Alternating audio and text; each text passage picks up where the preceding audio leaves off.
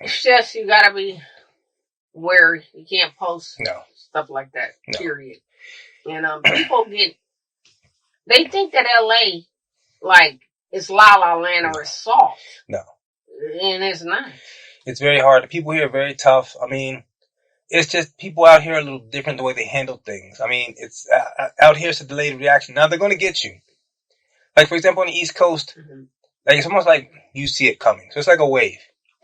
LA, it's like undertow. Like it's going to get you. Like you can't do something to somebody out here and they're not going to come back and have redemption. So you think there's do you think there's a warning? Like there's some kind of sense of foreboding or foreshadowing that something's going to happen? Or do you think it's just something that comes around eventually? I say it's cause and effect. Okay. Just the cause and effect is going to be a little bit slower in California. I think it's the traffic. I think because everybody blames everything on traffic. Well, here's why. It could be because the traffic is kind of the equalizer. Because for example, like somebody could do something to you, like, oh man, that fool did this to me. Okay. I'm gonna go get him. Boom, 405. Now you're in traffic all day. So then after, I see what you're saying. Yeah. So the 405 is like our karma in a sense that happens more, I guess, in maybe real time, not something far off in the future. Well, here's the thing. Eventually, if you're on the 405 and you're about to go get somebody, you got time to think about it. And maybe like, you know what? All this traffic, nah. So if you're getting somebody, they really have to do something to you bad. Because once you sit in the traffic and gas prices and everything else, you know how expensive a drive-by probably is? How much time to organize a drive-by? So that in itself, a city where they do a thing called a drive-by, that in itself tells you these cats don't play around.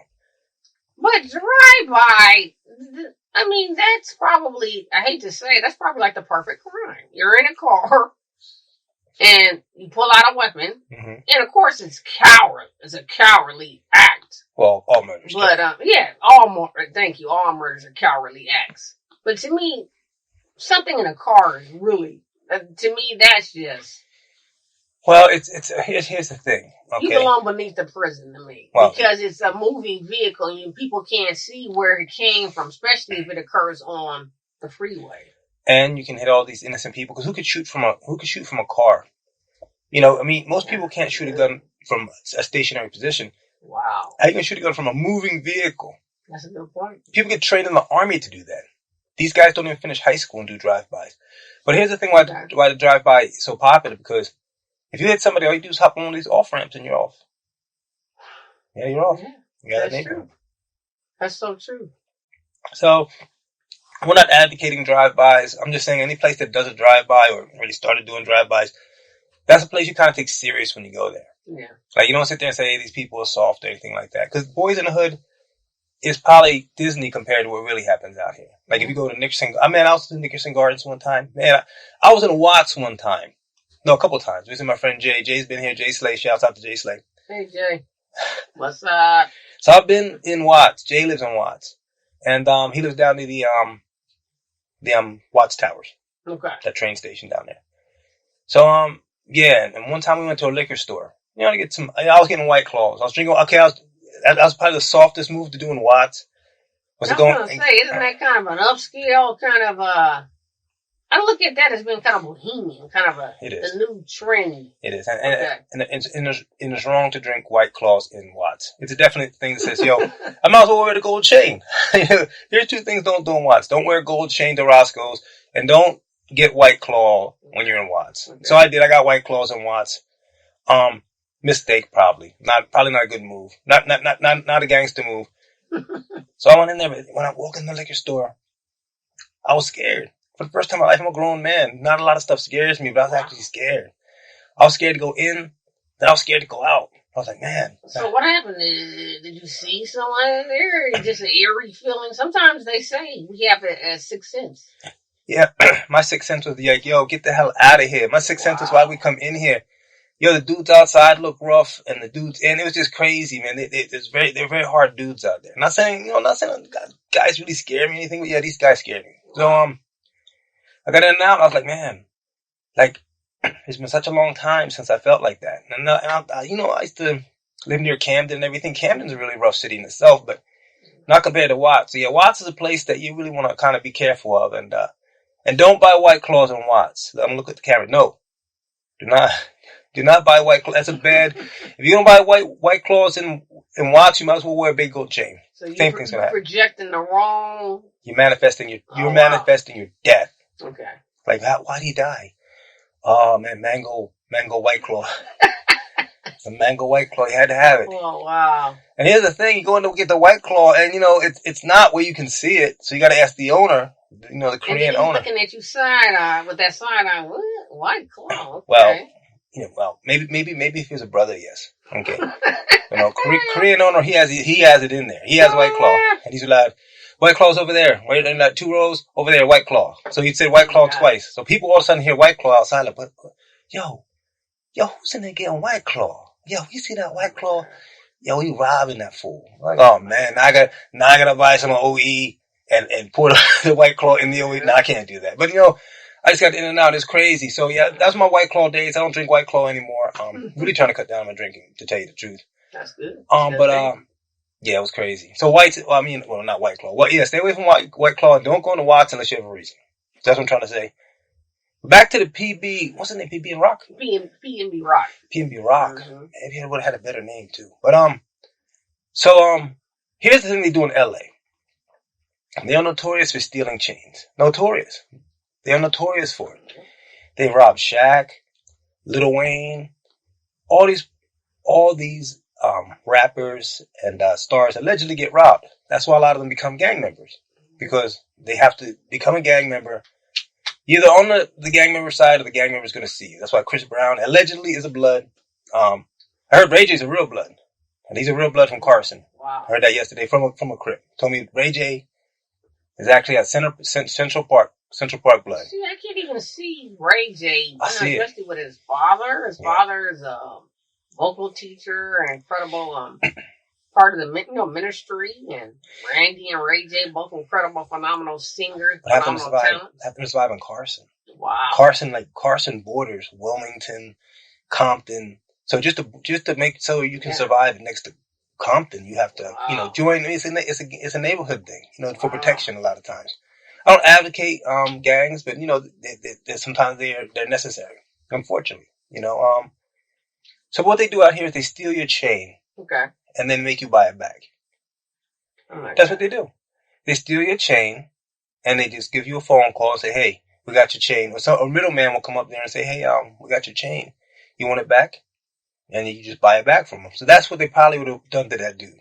Wow. Because you can't sell it. You just can't. I'm go as far as to say pretty much anywhere unless you're going to maybe an industry event. Yeah. Then you're just day to day. Yeah, but I wouldn't advise it. But there are people like, I bought it. Why can't I wear it? Yeah, yeah. And it's true. You should be able to wear anything you desire. Well, I mean, that's true. And drive any car you desire and everything like that. I mean, it's American. You should be able to. But then there's also a thing called reality. Okay, and unfortunately, there's reality. So that's sort of the fictional American dream thing. It's good to go into this thing. It's the fake illusion of freedom, which I think a lot of people in this country think we have. And so I should be free to wear whatever I want, wherever I want, whenever I want, with any repercussion. Free from persecution from haters. Yeah. The haters of the world. I mean, but sometimes a person, I'm a hater sometimes. Yeah, but your hate is not going to go where it went. Oh, definitely not. No. Okay, for example, we can all be envious. I think we're all probably guilty, especially when we see people like our age, and they're successful. And you want to know who I hate on? Compare. Should I say it? Does it come back? Okay. Okay, I'm going to say it. I'm going to be brave. Okay, I hate on Kevin Hart a little bit. Is it because of the comedic? The comedic skills. We're both from the sort of the Delaware Valley area, and I just saw how he came up and everything like that, and I was like, man, because he just it's like when you see the game of Frogger. Yes. He just had the perfect Frogger route. Wow. That's it. They said his ex-wife was instrumental in I saw her there. Writing the jokes and helping him with his own stage act, and he's giving her many props. She was at every comedy show I was at. Kevin Hart used to roll deep. He used to roll with his wife, because he was married at the time. Mm-hmm. And he used to roll with his brother and like 3 other dudes. And they were hard Philly dudes too. They weren't like soft cats. So Kevin Hart always had like a lot of people in his corner at his shows. He wasn't like your typical comedian who rolls up there by himself. Hey, let me go tell some jokes. He knew that he better have also security, even at that early stage in place. Yeah. He's smart. He's a very. I'm not gonna say he's smart because I don't know how smart he is. He has a lot of sense. He has a lot of sense. To me, anybody successful, it's not luck. No. Okay. No. It was a plan, and they had discipline. So people, we got to give them their props. I don't think you can just become a millionaire. No. He's close to a billionaire now. But I saw his whole trajectory from the beginning. Mm-hmm. So then the other of us get hit by the truck and Frogger. You know, we get hit by the truck. Maybe we're not as resilient. Yeah. I mean, a lot of his comedy, I believe, is sort of, a telling of his life and a lot of stuff he went through. Can you go through that? He did it and he survived and he's able to make humor out of it. He took coal-amine to diamonds. So just going back to like hating, but I don't hate Kevin Hart enough to ever do anything or anything like that. The worst thing I'll say is that he's not funny, which he actually is funny. But I like his acting when he's in movies. He's the center of attention. I roll every minute. That new thing he did for Netflix was incredible. Okay, I haven't seen that. Not the Man from Toronto. I tried to watch that a little bit. That's not good. Okay. But the one he did before that about his brother was Wesley Snipes. It was incredible. I have not seen that. It was incredible. It was one of the best things I've ever seen on Netflix. It was that good. Wow. Yeah, I would binge watch it. But his acting was superb in that. He's also, when him and The Rock get together, like, okay, so like I said, I hate on Kevin Hart, so sometimes I will watch a movie. What was that one? School Dance or whatever it was. School Dance. I haven't seen that. I never even heard about it in my life, and then I saw like a little clip from it. He's funny as hell. Wow. He's a very funny dude in movies. Then he with The Rock and the one about the secret agent. That one. I love the one with Steve Harvey's movie. The one he was in. Think Like a Man? No, the one about they were trying to find ideal woman. That's not Think Like a Man? Oh, pardon me. It is Think Like a Man. Pardon me. You said it so fast I didn't hear it. Yes, I loved him in Think Like a Man. I speak quickly. It was incredible. I love that movie. I'm trying to get as many words out to be economical with this podcast as possible. But yeah, I think Michael, if you give Kevin Hart a good actor to work with, he's phenomenal with somebody good to play against. Yes. But you take anything. I take nothing away from Dude. I take nothing away from him. He's a cool cat. He turned down 2 of my scripts though. Oh wow! The same script twice. He turned it down twice. Yeah. Well, remember, you keep on pushing. At least he saw it though, right? He saw How many people get the eyes of Kevin Hart? Well, it made it to the second round. Not the second round. I mean, it made it to the little meeting they have in the mornings. I think the creative directors, because number one, in what people do not understand about Hollywood. Let me check